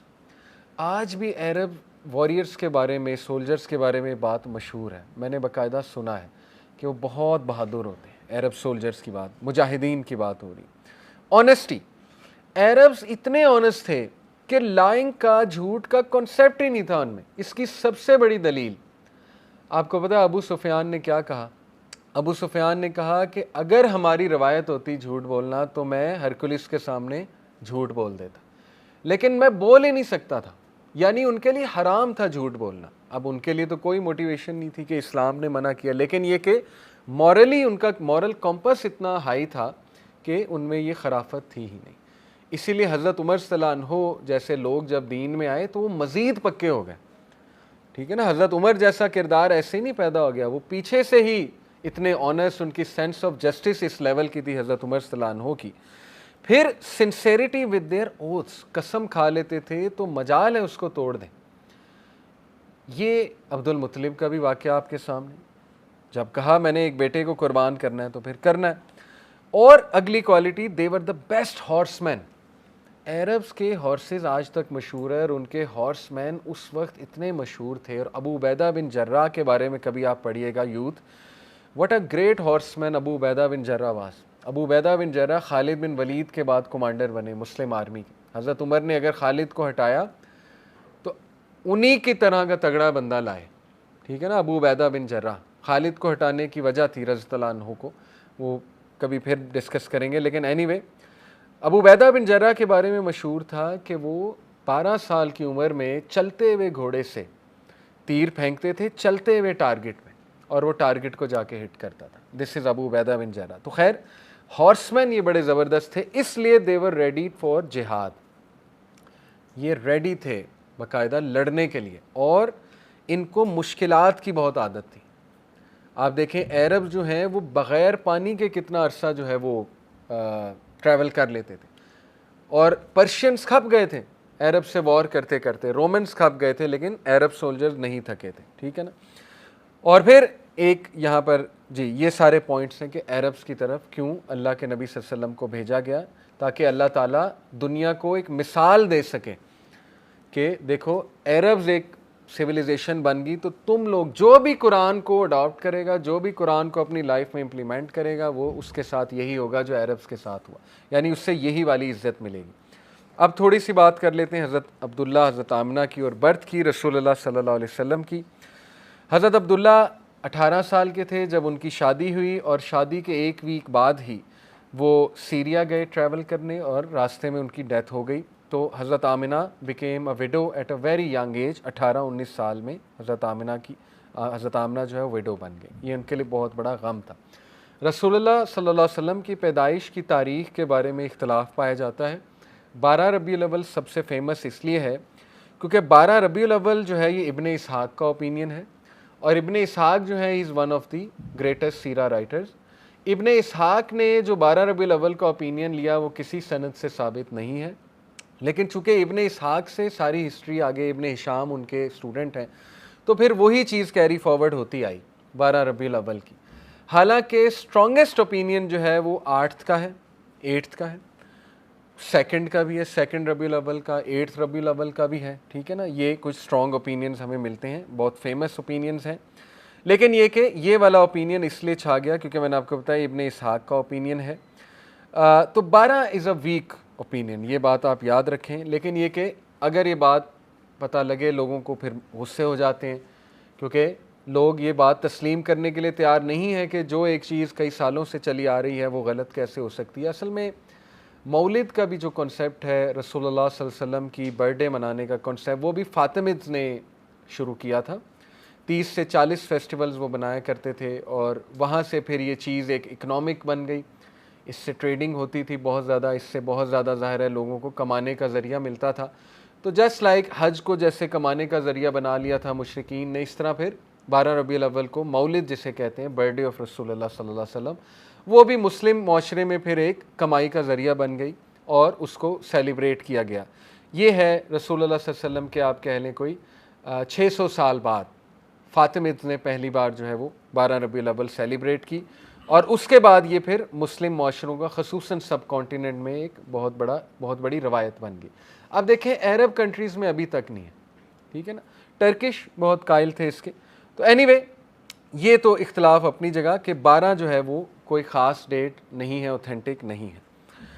اب بات کرتے ہیں ان کی ٹائمنگ کی, برتھ کی. تو ان کی جو ٹائمنگ ہے رسول اللہ صلی اللہ علیہ وسلم کی برتھ کی ٹائمنگ, وہ ہے ہائی نون, یعنی ظہر کے قریب کا time, when the sun is brightest. تو جس طرح برائٹ سن تھا, اس طرح رسول اللہ صلی اللہ علیہ وسلم بھی دنیا کے لیے ایک برائٹ سن ہے, اور رسول اللہ نے ہر چیز کو ایلومینیٹ کیا. بلکہ ایک اوتھینٹک حدیث میں آتا ہے کہ رسول اللہ صلی اللہ علیہ وسلم نے فرمایا کہ when my mother gave birth to me, she saw a light emanate from her that cast its light all the way to the city of Basra. بڑی عجیب بات ہے کہ حضرت آمنہ نے دیکھا کہ ان کے اندر سے ایک لائٹ نکل رہی ہے رسول اللہ کی پیدائش کے موقع پہ, اور وہ لائٹ بصرہ تک جا رہی ہے. یعنی دیکھی لوگوں نے, بصرہ تک وہ لائٹ دیکھی, سیریا تک یہ لائٹ دیکھی. اور اس کی انٹرپریٹیشن سکولرز ایسے کرتے ہیں کہ یہ اس طرف اشارہ تھا کہ یہ جو نبی آ رہا ہے یہ شام کو بھی کانکر کرے گا, اس کی لائٹ شام تک جائے گی. اور ایسا ہی ہوا, شام کانکر ہوا, سیریا کانکر ہوا, کیونکہ سیریا آپ کو پتہ ہے Sham, it is the land of the prophets. اس دور کا جو شام تھا نا, اس میں فلسطین بھی آتا تھا, جیروسلم بھی آتا تھا, گریٹر شام جسے ہم کہتے ہیں, ٹھیک ہے. تو وہاں سب سے زیادہ انبیاء آئے ہیں, اور وہ بہت ہولی لینڈ ہے, اور مسجد اقصیٰ ہے وہاں پہ. مسجد اقصیٰ کی بہت زیادہ جو ہے وہ ظاہر ہے ایک فوقیت ہے. تو اینی وے 7ویں دن رسول اللہ صلی اللہ علیہ وسلم کو سرکمسائز کیا گیا اکارڈنگ ٹو اوتھینٹک نریشنز, اور اللہ کے نبی صلی اللہ علیہ وسلم کا نام رکھا گیا محمد. اور جب پوچھا گیا عبد المطلب سے کہ آج سے پہلے تو کسی کو یہ نام نہیں دیا گیا, تو عبد المطلب نے کہا کہ میں چاہتا ہوں کہ اس کی ہر کوئی تعریف بیان کرے. یہ اللہ کی طرف سے تھا, عبد المطلب کے دل میں آیا, اور انہوں نے ظاہر ہے حضرت محمد صلی اللہ علیہ وسلم کا نام محمد رکھا. اور ابو لہب نے, آپ حیران ہوں گے کہ ابو لہب نے جب اس کی سلیو گرل نے آ کے خوشخبری دی کہ آپ کے بھائی کے ہاں, عبداللہ کے ہاں بیٹا پیدا ہوا ہے اور عبد المطلب کے ہاں پوتا ہوا ہے, تو ابو لہب نے اس سلیو گرل کو فری کر دیا. اور حضرت عباس نے خواب دیکھا تھا, رسول اللہ کے چچا نے, حضرت عباس نے خواب دیکھا کہ ابو لہب کو جہنم میں دیکھتے ہیں, بہت سخت سزا ہے ظاہر ہے. اور انہوں نے پوچھا کہ کیا تمہیں رسول اللہ کا کوئی فائدہ نہیں ہوا, یعنی ان کا ریلیشن ہے تمہارے ساتھ ایک. تو اس نے کہا صرف ایک فائدہ ہوا ہے, اور وہ یہ ہوا کہ میں نے جس دن اس لونڈی کو آزاد کیا تھا خوشخبری پہ, تو اس کے بدلے مجھے کچھ ڈراپس آف واٹر مل جاتے ہیں جہنم میں. اب یہ ظاہر ہے حضرت عباس کا ڈریم ہے تو ہم اس کو ایز اٹ از لیتے ہیں. بتانے کا مقصد یہ ہے کہ دیکھیں رسول اللہ رحمۃ للعالمین ہے. جس نے بھی رسول اللہ صلی اللہ علیہ وسلم کو ایکسیپٹ کیا, جس نے بھی کچھ کیا اللہ کے نبی صلی اللہ علیہ وسلم کے لیے, اس کو اللہ تعالیٰ نے کچھ نہ کچھ ظاہر ہے ریلیف دیا. کوئکلی ڈسکس کر لیتے ہیں کہ رسول اللہ صلی اللہ علیہ وسلم کی برتھ اور اس کے برتھ کے بعد ارلی چائلڈہڈ کے کیا دن تھے. سب سے پہلے یہ کہ اللہ کے نبی صلی اللہ علیہ وسلم کو فاسٹر کیا ظاہر ہے حلیمہ سعدیہ نے, اور یہ عربس کی روایت تھی کہ وہ اپنے بچوں کو بھیجا کرتے تھے صحرا میں. اس کی بہت سی ریزنز بیان کی گئی ہیں, میں آپ کو کوئکلی بتاتا ہوں. سب سے پہلی ریزن یہ ہے کہ they wanted the child to be raised in a pure and healthy environment. اس ٹائم پہ جو چائلڈ انفینٹ مورٹیلٹی تھی وہ بہت ہائی تھی, بچوں کی ڈیتھس ہو جاتی تھی, تو ان کی کوشش تھی ان کو پیور انوائرمنٹ میں بھیجا جائے, تو اس لیے بھیجتے تھے. دوسری وجہ یہ کہ they wanted to build stamina and they wanted to raise their child in a harder environment, کیونکہ گاؤں کی زندگی ذرا ہارڈر ہے, اسٹیمنا بلڈ ہوتا ہے اور نیچر کے قریب ہے. تو وہ بڑے عقل مند تھے, وہ اپنے بچوں کو بھیج دیا کرتے تھے گاؤں میں.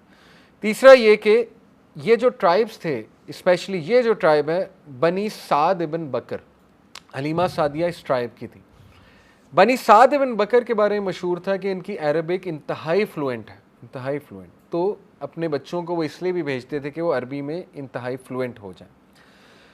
اور پھر حلیمہ سعدیہ کی سٹوری ہم سب کو پتہ ہے. حلیمہ سعدیہ آئیں مکہ میں کوئی بچہ ڈھونڈنے کے لیے جن کو دودھ پلا سکیں. ان کے فیملی کے پاس پیسے نہیں تھے, ان کے خامد پور تھے, پیسے چاہیے تھے. ایلیٹ قریش کی عادت تھی کہ وہ بچوں کو دودھ پلایا کرتے تھے ان سے, مختلف جو یہ ہوتی ہیں دودھ پلانے والی.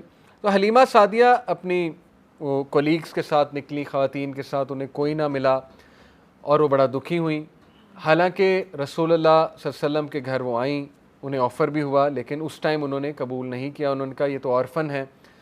تو مشہور تھا کہ آرفن ایک بچہ ہے, تو لیکن اس کو کسی بھی دائیا نے نہیں لیا, کیونکہ انہوں نے کہا کہ اس کا تو باپ ہی نہیں زندہ, تو اس نے کہا ہمیں ان سے اتنے پیسے ملنے. بہرحال ان کے ہسبینڈ نے جب انہیں دکھی دیکھا تو کہا کہ تم غمزدہ نہ ہو, تم ایسا کرو اس آرفن بچے کو دودھ پلاؤ, ہو سکتا ہے اللہ اس کی بدولت ہمیں بہت دے. اب یہ شو کرتا ہے کہ وہ لوگ دل کے اچھے تھے, پیسے کا فکر نہیں کی, بلکہ انہوں نے کہا کہ آرفن کو دودھ پلاتے ہیں. بہرحال انہوں نے آرفن کو دودھ, رسول اللہ صلی اللہ علیہ وسلم کی بات ہو رہی ہے, اور پھر جیسے ہی رسول اللہ صلی اللہ علیہ وسلم کو انہوں نے دودھ پلانا شروع کیا اور لیا, تو انہوں نے میریکلز ہوتے دیکھے. ان میریکلز میں سے چند ایک میریکلز میں آپ کو بتاتا ہوں کہ there was an old got they had, جس نے ملک دینا بند کر دیا تھا. جیسے ہی رسول اللہ صلی اللہ علیہ وسلم ان کے ٹینٹ میں آئے, اس نے اتنا دودھ دینا شروع کر دیا کہ وہ حیران رہ گئے. دوسرا انہوں نے ایک میریکل یہ دیکھا کہ ان کے پاس ایک کیمل تھا, بہت ہی سست, چلتا ہی نہیں تھا. جیسے ہی رسول اللہ صلی اللہ علیہ وسلم کو اس پہ بٹھایا گیا حلیمہ سعدیہ کی گود, تو وہ ایسے بھاگنے لگ گیا کہ لوگ حیران رہ گئے کہ اس میں جان کہاں سے آ گئی. نہ صرف یہ, حلیمہ سعدیہ نے اپنے گھر کے باہر جو باغات تھے ان میں پھول کھلتے دیکھے, ان میں گروتھ ہوتی دیکھی, اور ایون پانی بہتا دیکھا. یعنی رزق بھی بڑھ گیا حلیمہ سعدیہ کے ہاں. تو ظاہر ہے اس سے بہت سے پوائنٹس اخذ ہوتے ہیں. ایک تو یہ کہ آرفن جو ویژن تھا نا ان کا, جو سوچ تھی ان کی. دوسرا پوائنٹ یہ ثابت ہوتا ہے, بڑا امپورٹنٹ پوائنٹ ہے, علماء یہ کہتے ہیں کہ سوچیں جس نبی کی صرف موجودگی سے ایک گھر میں برکت آ جاتی ہے اور اس طرح کی چیزیں دیکھنے کو ملتی ہیں, تو اس نبی کی ٹیچنگز جو اڈاپٹ کرے گا, اس نبی کا لائف سٹائل جو اڈاپٹ کرے گا, تو اس کا گھر کیسا ہو جائے گا. سوچنے کی بات ہے, ٹھیک ہے نا. تو اپنے گھر میں جتنی سننا چیزیں ہیں ان کو لائیں, سننا لائف سٹائل, سننا ڈائٹ, سنتیں رسول اللہ کی, گھر انٹر ہوتے ہوئے سلام, گھر ایگزٹ ہوتے ہوئے دعا, ٹھیک ہے نا, یہ سناز ہیں. جتنی دعائیں آپ کو آتی ہیں, رات سوتے ہوئے دعائیں, برتن ڈھک کے سونا وغیرہ وغیرہ, جب آپ سناز پہ ریسرچ کرنے جائیں گے تو you will find a whole new world, کہ کتنی سناز ہیں جو ہمیں پتہ ہی نہیں ہے. سبحان اللہ. واش روم جانے کی دعا, نکلنے کی دعا, غفرانک, ٹھیک ہے نا, یہ ساری چیزیں، سونے کی سنت، کس طرح سے سویا کرتے تھے ہمارے نبی صلی اللہ علیہ وسلم. تو خیر یہ 2 سال انہوں نے بہت سے ایسی چیزیں وٹنس کی کہ ان کا دل ہی نہیں کیا رسول اللہ کو واپس کرنے کا، اور انہوں نے ان کی مدر سے ریکویسٹ کی کہ اس بچے کو ایکسٹینڈ کر دیں میرے پاس. تو ان کی مدر نے یہ ریکویسٹ قبول کی. اب جو واقعہ آتا ہے بڑا انٹرسٹنگ، وہ یہ کہ رسول اللہ صلی اللہ علیہ وسلم جب 4 سال کے تھے اور اپنے بہن بھائیوں کے ساتھ کھیل رہے تھے، جو ان کے فاسٹر بردرز اینڈ سسٹرز تھے، جن میں شیمہ ان کی بہن تھی، حضرت حلیمہ کی بیٹی تھیں، تو کیا دیکھا انہوں نے کہ جبرائیل علیہ السلام آئے اور children got scared and ran away but the prophet stood his ground. This shows کہ پروفٹ صلی اللہ علیہ وسلم بچپن سے بریو تھے. جبرائیل نے رسول اللہ کو لٹا لیا اور دنیا کی پہلی ہارٹ سرجری، ظاہر ہے یہاں سے چیرا. انس بن مالک کہتے ہیں کہ 60 سال کی عمر میں رسول اللہ صلی اللہ علیہ وسلم کے یہاں پر میں نے وہ نشان دیکھا. اگر اللہ چاہتے تو یہ نشان ریموو کر دیتے، لیکن وہ نشان موجود تھا. ہارٹ سرجری پراپر، ظاہر ہے ہارٹ نکالا، اس دل کو دھویا اور زمزم سے دھویا، اور اس دل میں سے ایک بلیک پورشن نکالا اور اس کو تھرو کر دیا. اب علماء کہتے ہیں بلیک پورشن کیا ہوتا ہے. دیکھیں حدیث میں آتا ہے کہ جب بھی کوئی بچہ پیدا ہوتا ہے ابن آدم کا، شیطان اسے پرک کرتا ہے، شیطان اسے تنگ کرتا ہے، وہ بچہ روتا ہے. شیطان اس کو آہستہ آہستہ انفلوئنس کرتا ہے، اور وہ جو شیطان کا انفلوئنس ہے نا، وہ یہ بلیک سپاٹ ہے ہارٹ میں. یعنی جتنا اس کی زندگی میں شیطان کا انفلوئنس ہے وہ یہاں پر بلیک سپاٹ میں ہوتا ہے. اب یہ میڈیکل سائنس کی نظر سے دیکھیں گے تو ظاہر ہے آپ کو بلیک سپاٹ نہیں ملے گا، لیکن ظاہر ہے medical science is not all that is there. تو بہرحال یہ بلیک سپاٹ نکالا گیا رسول اللہ صلی اللہ علیہ وسلم کا، اور دیٹس وائی رسول صلی اللہ علیہ وسلم had the most purest of heart. یعنی شیطان کے انفلوئنس سے انہیں بچایا گیا. شیطان انفلوئنس نہیں کر سکتا ہمارے نبی کو. اس سے یہ مت سمجھیے گا کہ چونکہ ان کا بلیک سپاٹ نکال لیا گیا اس لیے وہ اچھے تھے. نہیں، اللہ کے نبی اچھے تھے اور اچھا بن کے دکھایا انہوں نے. وہ ہمارے لیے اسوائے حسنہ ہیں. کوئی یہ بھی کہہ سکتا ہے کہ وہ ہمارے لیے اسوائے حسنہ کیسے ہیں، ان کا تو اسپاٹ نکال لیا. ایسی بات نہیں ہے. یہ اسپاٹ ہے شیطان کے انفلوئنس کا اسپاٹ، یاد رکھیں، ٹھیک ہے. باقی اللہ کے نبی صلی اللہ علیہ وسلم جو ہیں، وہ جو انہوں نے کیا، اسی لیے اللہ نے بھی انہیں پریز کیا کہ اے نبی آپ تو جو اخلاق ہے آپ کا وہ تو تعریف کے قابل ہے. سورہ قلم ہے، ٹھیک ہے نا، اس میں اللہ نے کہا کہ تم تو ایک اعلیٰ اخلاق پر فائز ہو. اللہ جس کے اخلاق کی تعریف کر رہا ہے تو اس کا مطلب وہ بندہ نیچرلی ایسے اخلاق کا ہے. تو اینی وے اسی طرح ایک اور حدیث میں آتا ہے، نبی صلی اللہ علیہ وسلم نے فرمایا کہ جب ابن آدم کا بچہ پیدا ہوتا ہے، شیطان اپنا ایک خلیل اس کے ساتھ اٹیچ کر دیتا ہے، قارین. تو صحابہ نے ہمت کر کے پوچھ لیا کہ اللہ کے نبی آپ کے ساتھ بھی ہے. اور وہ جو خلیل ہوتا ہے، یعنی وہ جو قرین ہوتا ہے، وہ نیگیٹیولی انفلوئنس کرتا ہے انسان کو، اس کی خون کی رگوں میں، اور اس کی رگوں میں خون کی طرح دوڑتا ہے، اس کو وسوسے ڈالتا ہے. تو اللہ کے نبی صلی اللہ علیہ وسلم نے کہا کہ میرے ساتھ بھی ہے، لیکن وہ میرا تابع ہو چکا ہے، اب وہ مجھے صرف نیکی کا حکم دیتا ہے. سبحان اللہ. یہ ہے اللہ کے نبی صلی اللہ علیہ وسلم نے قرین کے بارے میں بتایا. تو اینی وے ایک یہ واقعہ. دوسرا، جب اللہ کے نبی صلی اللہ علیہ وسلم کو معراج کے سفر پہ لے جایا گیا تو تب بھی ان کا دل زمزم سے دھویا گیا. اس کی ریزن ابن القیم یہ بیان کرتے ہیں کہ جو چیز رسول اللہ دیکھنے جا رہے تھے وہ کوئی عام آدمی برداشت نہیں کر سکتا تھا. وہ ایسی عجیب و غریب چیزیں تھیں کہ عام آدمی نے ویسے بے ہوش ہو جانا تھا. ظاہر ہے اسپیس ٹریول اور جس سپیڈ پہ، اور پھر جو سدرۃ المنتہا کو دیکھنا کوئی آسان بات ہے. کتنی وہ عجیب چیز ہے سدرۃ المنتہا. کلرز چینج کر رہا تھا سدرۃ المنتہا، اور رسول اللہ صلی اللہ علیہ وسلم نے بتایا باقاعدہ اس کے ایسے کلرز تھے آج تک نہیں دیکھے. پھر کیا کیا اللہ کے نبی نے دیکھا. اینی وے تو بہرحال ان کے جو فوسٹر بردر تھا اور شیمہ، انہوں نے یہ دیکھا کہ رسول اللہ کے ساتھ ایسا ہوا ہے. وہ چیخ کے بھاگ گئے کہ انہوں نے شاید کہا کوئی قتل کر رہا ہے شخص رسول اللہ کو. حلیمہ سعدیہ نے بھی یہی سمجھا. واپس آئے تو دیکھتے ہیں رسول اللہ زمین پر پڑے ہوئے، اٹھ گئے. ان کا فیس پیل تھا لیکن کوئی چیخ چلا نہیں رہے تھے. یعنی یہ اگین بہادری شو کرتا ہے ان کی. لیکن اس کے بعد حلیمہ سعدیہ نے کہا کہ اب میں اس بچے کو واپس کر دوں، کیونکہ ان کے ذہن میں یہ آیا کہ پتہ نہیں اس کو کوئی اس طرح مار نہ دے. ان کو تو نہیں پتا تھا حضرت جبرائیل ہے، انہوں نے کہا پتہ نہیں کسی نے اٹیک کیا. پھر انہوں نے حضرت محمد صلی اللہ علیہ وسلم کو واپس کر دیا، اور اللہ کے نبی صلی اللہ علیہ وسلم اپنی والدہ کے پاس چلے گئے. اور اللہ کے نبی صلی اللہ علیہ وسلم کی والدہ 6 سال میں ابوا ایک جگہ تھی وہاں پر وفات پا جاتی ہیں، جب وہ انہیں یثرب لے جا رہی تھی رشتہ داروں سے ملوانے. کیونکہ رسول اللہ کی گریٹ گرینڈ مدر کہاں سے؟ حضرت ہاشم کی بیوی یثرب سے, اور ان کے خاندان میں سے کون ہیں جہاں اونٹنی رکتی ہے؟ ابو ایوب انصاری. ٹھیک ہے, یہ اللہ کا پلان ہے. تو ابوا ایک بار صحابہ کہتے ہیں کہ اللہ کے نبی صلی اللہ علیہ وسلم گھر سے باہر نکلے, ہم بھی ساتھ تھے, تو اچانک اللہ کے نبی صلی اللہ علیہ وسلم دور کہیں گئے اور ایک قبر کے پاس جا کے اتنا روئے کہ صحابہ کہتے ہیں کہ ہم نے آج تک ہم اپنے نبی کو اتنا نہیں روتے دیکھا. اتنا روئے کہ ان کی داڑھی تر ہو گئی, گیلی ہو گئی. اور صحابہ کہتے ہیں کہ ہم بھی رونے لگ گئے. سبحان اللہ. صحابہ اللہ کے نبی کو اتنا فالو کرتے تھے کہ انہوں نے جب دیکھا ہمارے نبی رو رہے ہیں تو وہ بھی رونے لگ گئے. اور پھر اللہ کے نبی صلی اللہ علیہ وسلم نے بتایا یہ میری والدہ کی قبر ہے, اور وہ اپنی والدہ کو بہت مس کر رہے تھے. یعنی آپ ان کا غم چیک کریں اللہ کے نبی صلی اللہ علیہ وسلم کا. اور اللہ کے نبی نے کہا کہ میں نے اجازت لی اللہ سے کہ اللہ مجھے اجازت دے اپنی والدہ کی قبر وزٹ کرنے کا. تو انہوں نے کہا کہ آج سے پہلے میں تمہیں منع کرتا تھا تمہارے ریلیٹیوز کی قبر وزٹ کرنے کے لیے کیونکہ شرک کا خطرہ تھا, لیکن اب یہ کہ اللہ نے مجھے اجازت دے دی ہے کیونکہ عقیدے اسٹرانگ ہو گئے. ٹھیک ہے نا, جب عقیدے اسٹرانگ ہو گئے تو now you can go and visit. تو یہاں سے اجازت ہے قبروں کو وزٹ کرنے کی, لیکن عورتوں کے لیے منع ہے, مردوں کے لیے جائز ہے قبروں کو وزٹ کرنا اپنے ماں باپ کی, اور یہ سارا جا سکتے ہیں.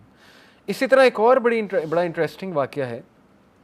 54 سال بعد جب رسول اللہ 58 ایئر اولڈ تھے, بیٹل آف حنین میں جب تمام قبائل رسول اللہ کے ہاتھ پہ بیعت کرنے آئے تو یہ جو ہے بنو سعد بن بکر بھی آیا. اور بنو سعد بن بکر جب آیا تو ایک خاتون صحابہ کو اونچی کہہ رہی تھی کہ میرا بھائی, میں نے اپنے بھائی کے پاس جانا ہے.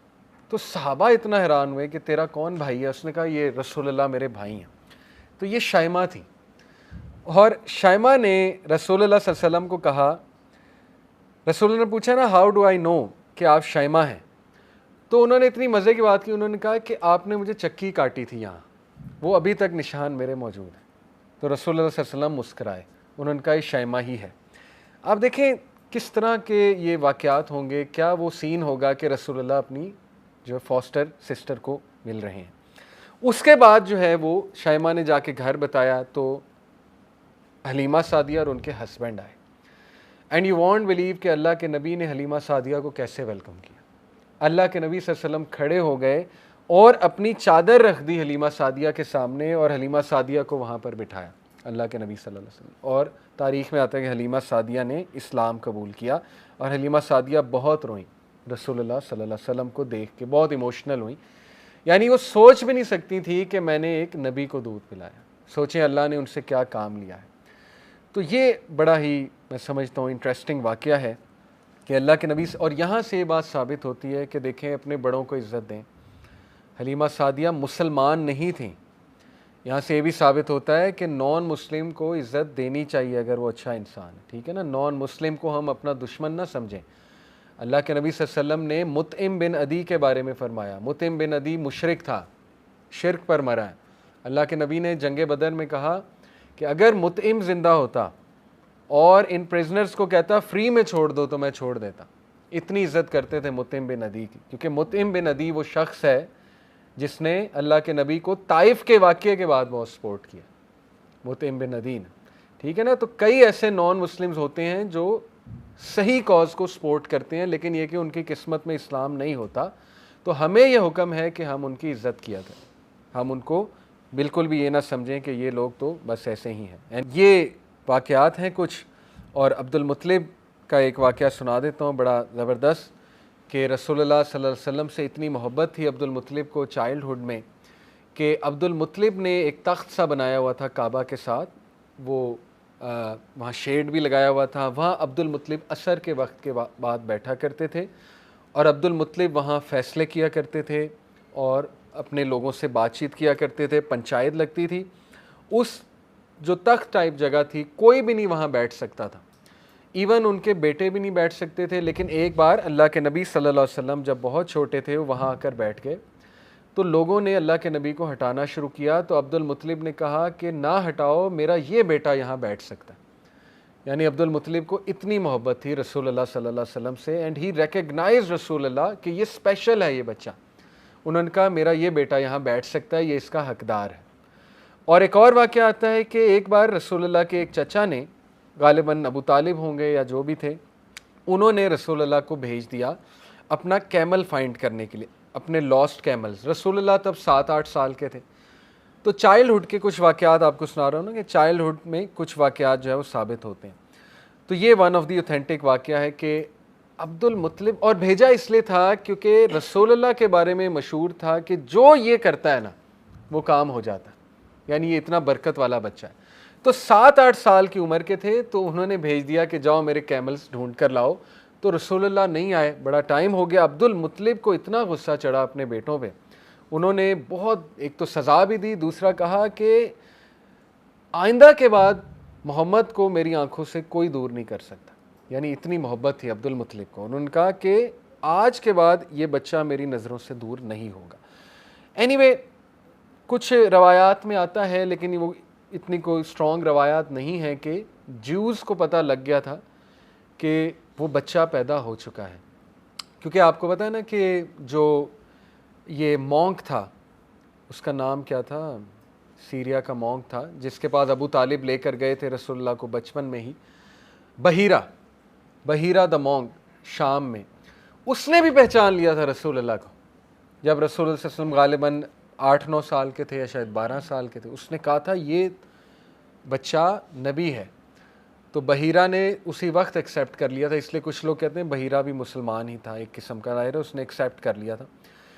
اسی طرح جیوز کو پتا تھا, جیوز کو وہ سائنز نظر آ گئے تھے. جیوز کی جو کتابوں میں تھے, جیسے میرے خیال غالباً ایک دمدار ستارے کا ذکر تھا غالباً, یا ایک ٹیمپل کا ذکر تھا, اس کی وہ گر جائیں گی, اس کی جو لائٹ ہے وہ بجھ جائے گی, فائر وغیرہ وغیرہ.